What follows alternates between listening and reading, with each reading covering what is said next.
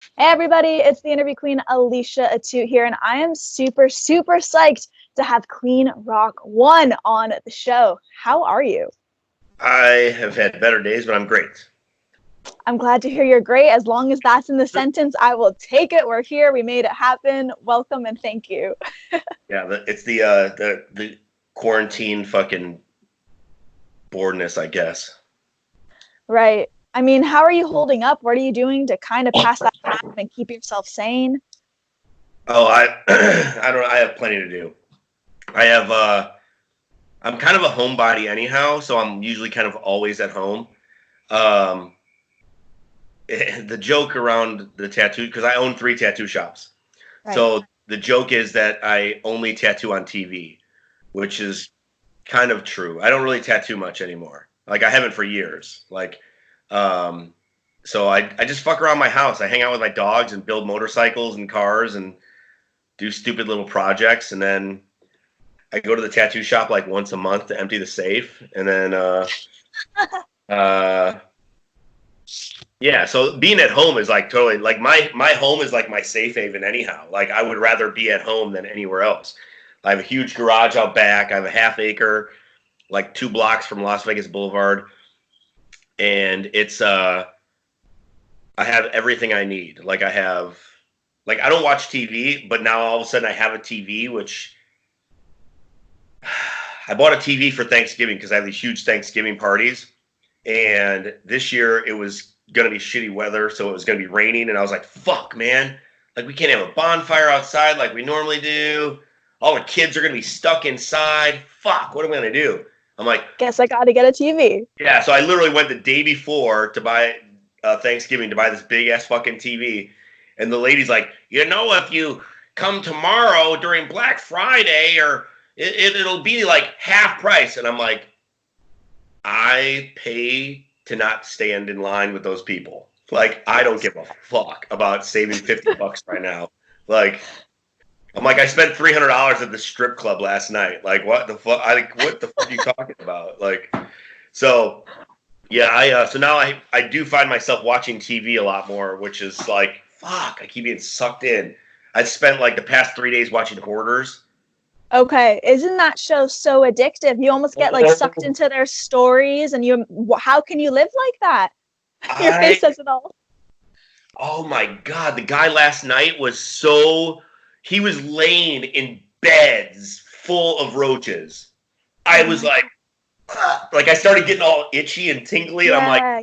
my feet started itching, and I'm like, oh my God, it was nuts. And I'm like, this motherfucker straight lives in a dumpster. Like it was insane to me. Insane. Have there been any other shows that have kind of caught your eye or have just lured you in? You've been binge watching, or is Hoarders kind of the one that right away you turn the telly on and that just kind of stole your soul for a little?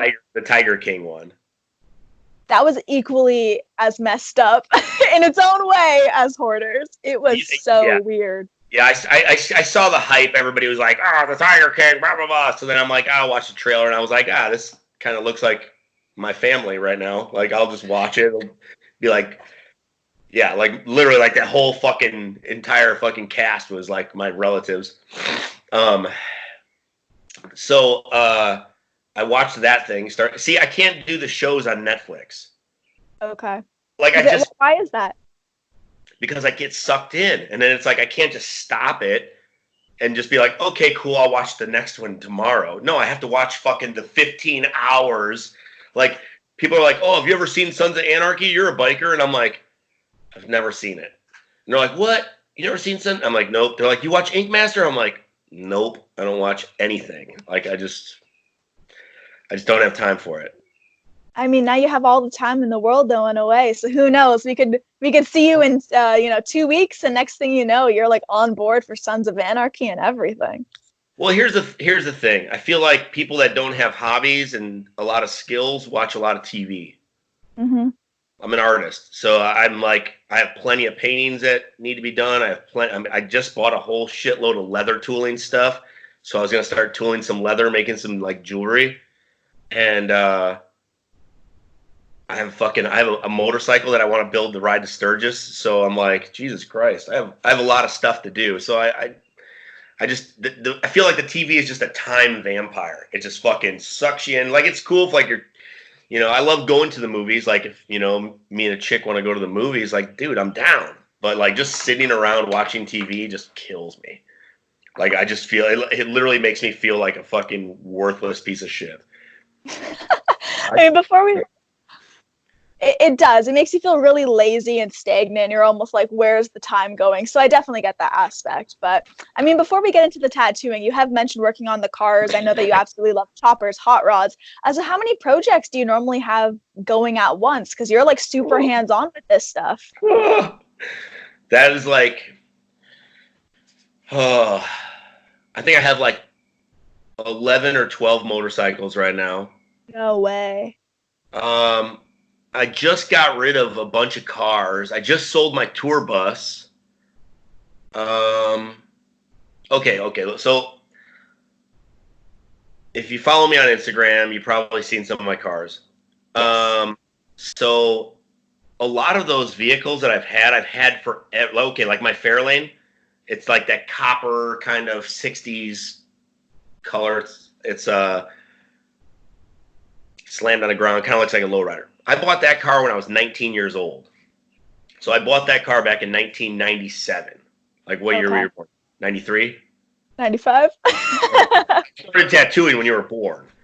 So I bought that car in 97, and it's been through some crazy times. Like there was times when I was super broke and I was buying a house, and everybody's like, oh, you got to sell your cars if you're going to buy a house. You got to sell everything. And I was like, for what? Like, so I could go buy a bigger house? Like, I don't need a big house. I need a big fucking garage. And so I prioritized my vehicles as always being like, well, once they're gone, then, because I talked to a lot of these dudes, and they always regret it. Oh, I had a baby. I had to get rid of it. Well, why? Well, I needed money. I'm like, well, for what? For the baby. I'm like, well, babies don't need shit. They need fucking food, which that doesn't cost thousands of dollars. Like, they need diapers, yeah, but really, what do they need? Because I didn't buy clothes for my kid till he was at least fucking 4 years old, because we had so many clothes. Everybody would give you everything. Yeah, tons of hand-me-downs and everything. Well, just like the baby shower, like you have the baby shower, and it's like, okay, everybody is sending us fucking outfits. Like that motherfucker wore a brand new outfit till he was like 3 years old, like every day. You're like, dude, like this kid's got more clothes than I do. Like, Jesus Christ. But it's I don't know. I guess call me selfish, but I was like, okay, well, the kid doesn't need fucking every toy in the fucking universe. Like, here's a fucking stick and a rock and a fucking, let's go throw it at fucking bottles. You know what I mean? Like, whatever. I don't know. As long as at the end having a good time doing it, I don't see any harm in that or any reason why. Like, why wouldn't you, right? My kids are pretty fucking rad.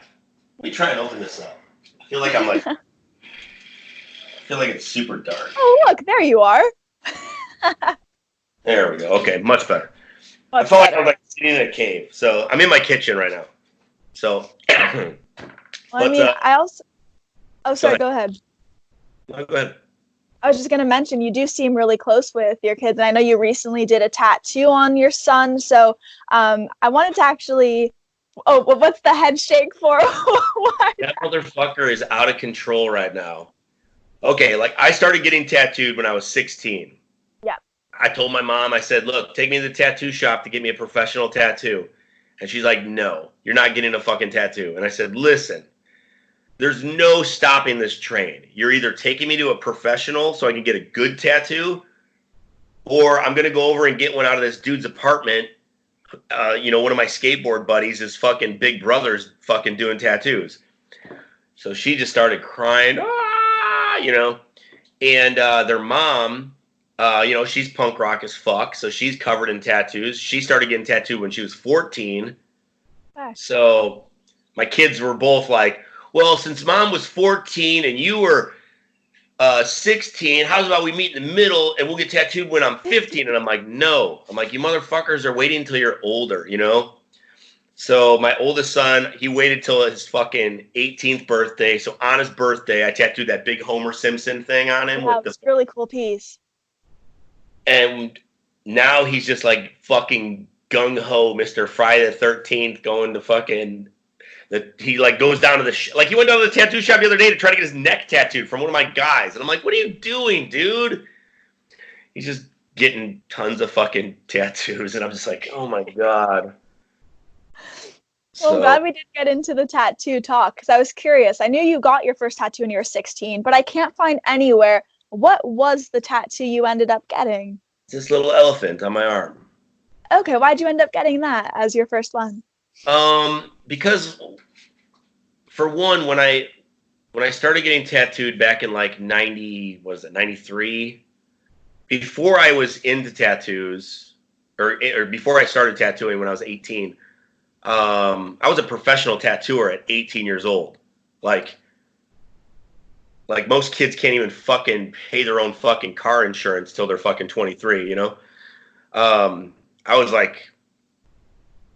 really into tattoos, and like one of my school projects, I even opened a tattoo shop, you know what I mean? Like I had to open a business. I'm like, well, I'm opening a tattoo shop. Fuck it, you know? Makes sense. So, I kept tattooing, and I did a little tattooing out of my house for a bit, and then I got a job at the tattoo shop. But it's way different back then than it was now. So when I got my first tattoo, mainly like bikers, and there's different kinds of people that were getting tattooed at the time. You know, there was bikers and like, you know, kind of like ex-cons and you know, just I wanted to be different. I wanted to be punk rock. So I was like, well, if these guys were getting these kind of tattoos, I want to fucking stand out and I want to get something totally different. And at the time, most of my punk rock heroes, they all had fucking like punk rock tattoos, you know, like bands and stuff like that. And I was like, I don't want to get a band tattooed on me. So, and I was super into elephants. I was like, fucking, they're fucking rad, man. They're fucking huge. They're fucking, they'll kick your ass, but they're also kind of fucking peaceful, you know? And I don't know. I just thought it was like polar opposite of like all the skulls and wizards and tribal that everybody else was getting. So I was like, all right. So I got this fucking little elephant on my fucking arm. I told my mom I was getting it on my ribs. And then when I went down there, you know, I wanted it like this big. And the guy's like, well, that's going to be like $150. And I was like, fuck. I said, I only got like 60 or $80. And he's like, oh, well, I can only do it this big. And I was like, fuck it, put it on my wrist. It'll fit there. And I'm sure that made her super happy, though, because out of all things that you could have had tattooed, you come home with like a cute little elephant. She still was mad. No, my parents, if I listened to my parents about fucking anything, I wouldn't be tattooing. I wouldn't, like, they're just fucking, they're fucking idiots. You know what I mean? Like, too many kids listen to their fucking parents and they end up fucking living shitty ass lives. I was like, nah, I'm going to do this. And they're like, no, you're not. Because I called them and was like, hey, I'm getting a job at a tattoo shop. They're like, no, you're not. You're not working at the tattoo shop. The ski resort called and they said they wanted me to come work the ski lift because I snowboarded, you know? And it was, if you get a shitty fucking job at the ski lift for $5 an hour at the time, you know, you get fucking free passes. So I was like, I get it. I get a fucking free pass. And I could, but that's a bullshit job. And they're like, bullshit, tattooing's a bullshit job. Those guys are bums and losers and drug addicts and blah, blah, blah. And for whatever reason, my parents already thought I was this fucking crazy drug addict party kid. I've never drank a beer in my life. I've never fucking done drugs. But I would go get in fights like every other fucking day. So they just thought I was this fucking out of control kid that just, I was like, I'm punk rock, you know what I mean? Like, I was a jock, so I was in shape fighting with all of these other fucking jocks because I was like, you're not fucking punk rock, you're a fucking tool, bro. Like, go listen to your fucking bullshit fucking, what was big back then? Like, like your fucking Blues Travelers fucking CD and fuck off, you know? So I don't know. I just wanted to be punk rock and different, and tattooing was definitely not the token fucking trade to get into at all. And now it's completely different. Now every fucking day I open my emails and everybody wants to be a tattooer. I want to be a tattooer. Well, why don't you try drawing first? Because I just looked at your page and your drawings suck. Asshole, you're such a fucking turd. I can't believe you tell me my drawings suck. I'm like, well, they do. Like, the fuck do you want? Like, I was already a great artist before I started tattooing. That's why I became a fucking tattooer. I didn't fucking become a tattoo artist and then try to figure out how to draw. Like, that doesn't make sense. That's not how it works. Yeah, just because you fucking buy a pair of Jordans and a basketball doesn't mean you're going to go fucking play pro fucking ball. Very true. Like, goddamn, dude. But you know what? I'd rather people be upfront and blunt that way than just be like, oh, it's fantastic. Like, definitely go permanently put your mark on somebody for forever. That's what everybody, that's what everybody says until they're until the truth is spit right at them and they're just like, of course. What a dick. I mean, that was something, though, like, just talking, of course, in terms of Ink Master, you are one of my favorite people to have ever been on that show for contestants. Simply, no, I mean it, simply because you were so blunt, you were super funny, and in a way you were cocky, but you could back it up with the great tattoos. So I was wondering, I mean, obviously the cameras are on you guys the entire time. So did you feel you amp yourself up as far as personality goes because it was television, or is that simply just the way that Cleen Rock One is? Because talking to you now, like, it seems fairly similar. It's all TV. Right? It's all TV. I knew the first day we were there that I was like, this shit has nothing to do with tattoos. This is a fucking drama-based reality TV show. And if you do shitty tattoos, the drama is going to be attached to you. So I learned the very first day on season 5. If you watch season 5, I don't get a whole lot of airtime, and I don't get a whole lot of I'm a little more quiet, just because I was still trying to figure out the whole TV thing. And there's a lot of good scenes that they didn't put in. I mean, it's an edited TV show. I tell people this all the time. I'm like, you know how many times we repeat shit because somebody will say something and stumble on top of somebody, and then the producers are like, whoa, wait a minute. Say that again. Do that whole bit again. Retake. Yeah. All the time. It's fucking fake TV, man. There's no way in fucking hell. There's no way in hell grown-ass dudes are going to sit and yell and scream at each other, and then when the cameras go off, have to still live in the same ass house. It does, because if that was the case, they would have cameras rolling 24/7. You know what I mean? But as soon as the cameras are off, even better television. Yeah, as soon as the cameras are off, everybody grabs their fucking phones, and then they're fucking like, all right, let's party, and everybody's fucking, you know, and that's just, you know, it's like, that's the fucking party till fucking 2 a.m, and then we go to bed, and then everybody fucking wakes up, and we hand in our phones, and then we do it all again, you know? And lights, camera, action. Nothing, I tell people all the time, if you want reality fucking TV, go watch the Olympics. Like, there's nothing real about that. There's no way I'm going to fucking... I tell people this all the time. Like, I have more bite than I have bark. If I'm going to fucking come beat your ass, I'm not going to sit and tweet about it. I'm not going to text about it. I'm not going to call you and tell you I'm going to beat your ass. I'm going to just show up at your house, and then we're going to fucking throw down. And that's how most fucking gangsters work, you know, like real ones. So the whole TV thing is like everybody just screaming and screaming and screaming, and then they cut it, and then we all start laughing. They're like, oh my God, that was good. Like, it's all bullshit. It's all fucking fake. The times are real. The tattooing is real. The emotions are real. Because sometimes if you do get a fucking shitty tattoo and everybody's attacking you, yeah, sometimes you're just like, bummed out because you're like, fuck, man.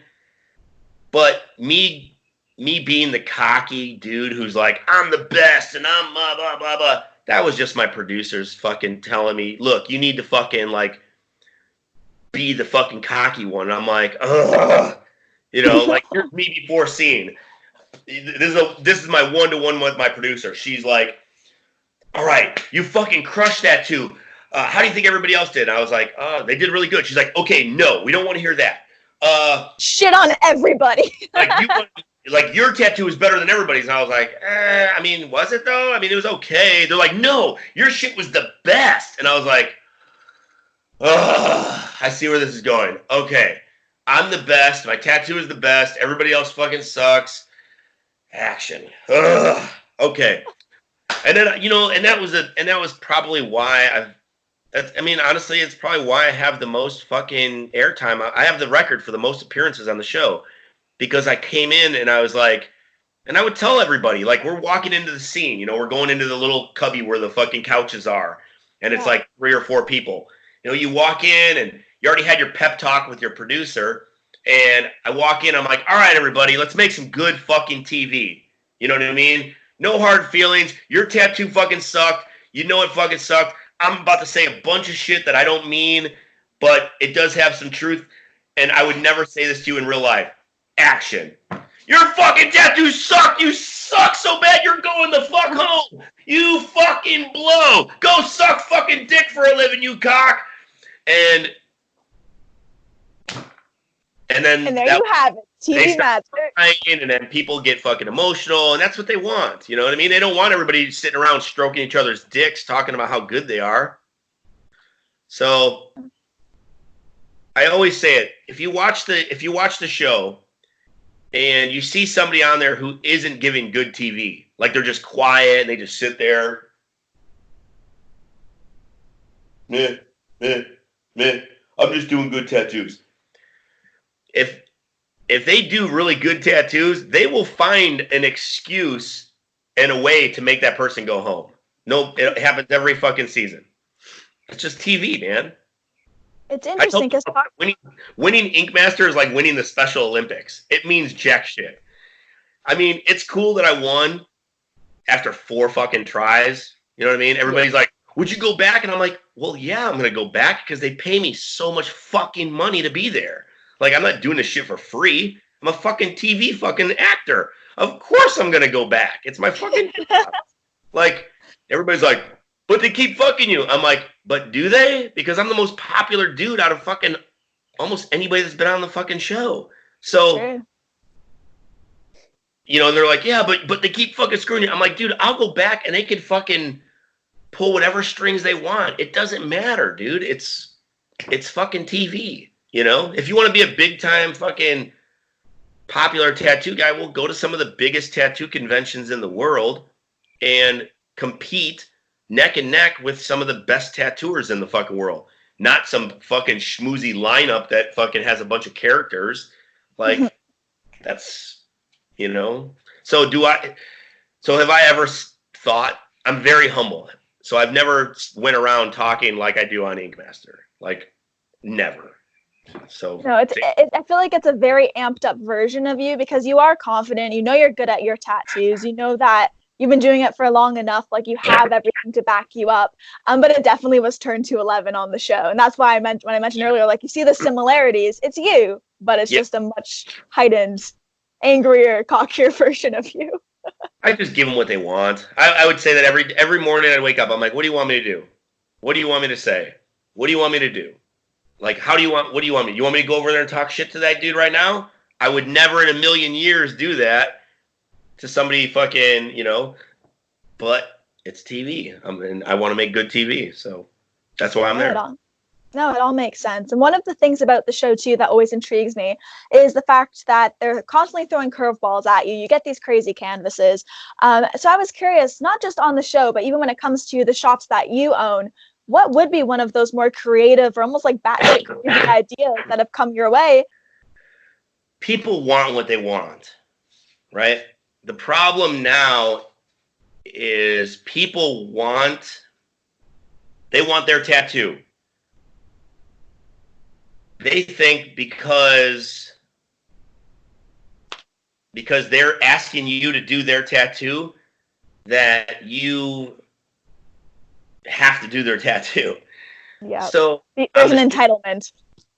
Well, I tell people all the time, I'm not gonna ask fucking Chip Foose to paint my garage. I'm sure he can paint my fucking garage because he paints fucking cars. But it's a garage. It's the same thing. It's painting.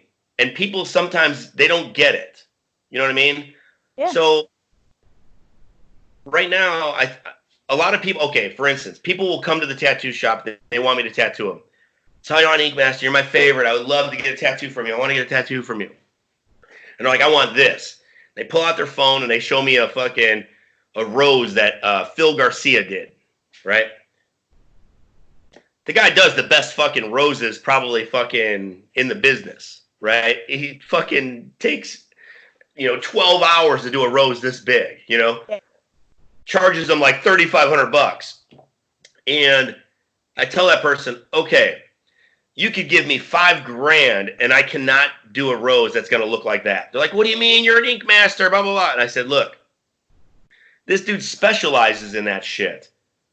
Like, I don't specialize in that. I can do a rose, yeah, obviously, but there is no fucking way it's going to look like that. There's no fucking way. My heart's not in it. I don't fucking practice fucking tattooing the way that he does. It's complete opposites.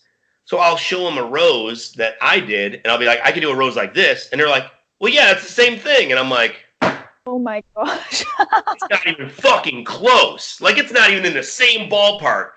But people's fucking, they're like just. They're just laser focused on, I need something by him today. Well, yeah, but they have no clue as far as like artistic value, like what's, you know what I mean? Like, they don't see a difference. And I'm like, okay, if that's perfect. No problemo, because the last thing I want to do is do a tattoo on somebody when they expect, because here's the thing, now that I'm on fucking this platform of being this fucking tattoo fucking dude who has to fucking do the best tattoos in the world or otherwise, you know what I mean? Like, every tattoo I do, it has to fucking be appealing. It has to be fucking something that's good.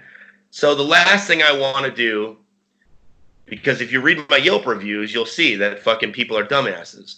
So if you go ahead and if I do this rose on this person and it doesn't look like a Phil Garcia rose, which it never will, I don't care how fucking hard I try, it's not going to be as good as Phil's. They're going to fucking bitch about it. And then I feel bad because I'm like, look, man, I did the best I could and I wanted to fucking make the best tattoo possible for you, but you picked the wrong dude. Why don't you just go to Phil to get it done? Like, if that's what you want, you should have went to Phil. So as long as I can get people on, and I tell them, this is what you're going to get. I show them my portfolio. This is the tattooing that you're going to get. You're not going to get any of the shit that you're showing me. You're not going to, this is what you're getting. I know you want that. If that's what you want, you need to go to that guy. And since I've been on the TV show, people ask me to do a lot of shitty tattoos that I normally wouldn't do. Like, they're like, oh, I want you to do this. I want you to do this. I want you to do this. And I'm like, dude, I don't do that shit. I do like fucking hot rod dude tats. Like, they're like, yeah, but you can do it. You're the fucking ink master. And I'm like, yeah, but artistically, you still have a style and a passion for what you want to do the most, and people have to wrap their heads around that. they can't. And that's the hard part, man. And I feel like since I've been on the show, and I've showcased that I'm capable of doing a lot of different styles and a lot of different, kind of tattooing, that it's made my clientele just all over the place. Like, all over the place. So now, literally, like, the only time I tattoo is when people are like, yeah, just do whatever you want. I'm like, perfect. Now you're going to get tattooed. So I have 4,500 emails that are people wanting to get tattooed, and every single one is like, I want this and that and this and that. And then the next question back is, are you willing to let Cleen do whatever he wants to do? And if they say no, then I say, Bye. okay. I'm like, we'll call you when we can get you in. Chances are they never get a return call. Well, I really do want to say thank you so much for hopping on here, for taking the time. I know right now is a little bit crazy with everything going on, so Maybe it means so much better to have had you on. Well, thanks for having me. Oh, it's my absolute pleasure. Everybody, this has been Cleen Rock One. I'm the interview queen, Alicia Atout. Be sure to check out aliciaatout.com for all exclusive interviews and features, and we'll see you next time.